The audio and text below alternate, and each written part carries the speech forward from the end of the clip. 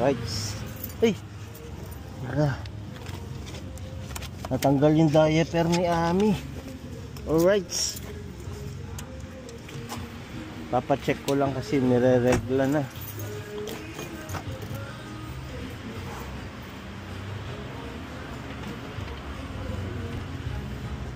Papacheck ko lang kasi ano, nire-regla na. Ano lang kung kailan pwede na siya.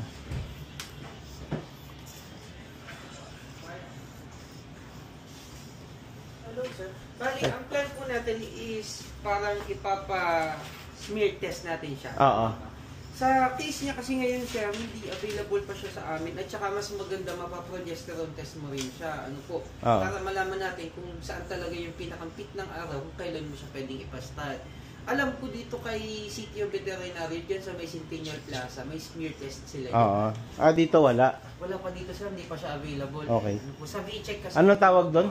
Smear test at saka progesterone test. Okay. Ano po? Baga, alamin nyo lang yung pinaka-peak ng Oo nga. cycle niya para kung kailan siya pwedeng ipastart. Sige. Okay. Ganun na lang. Thank you. Thank you po. Bye.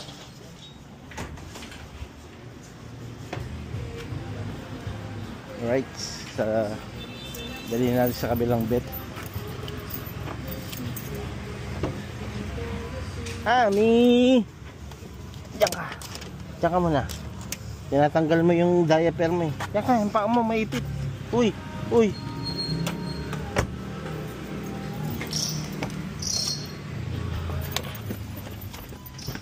Smear test pala tawag doon guys.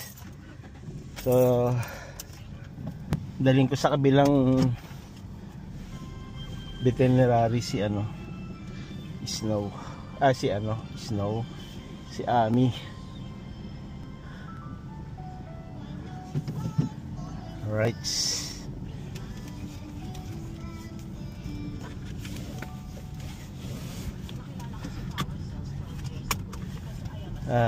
Kasi nireregla si Ami simula ng ano pa, September 26. Ayan.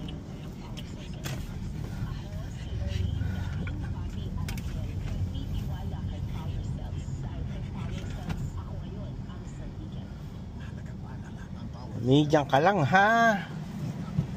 Relax ka lang dyan, Ami ha.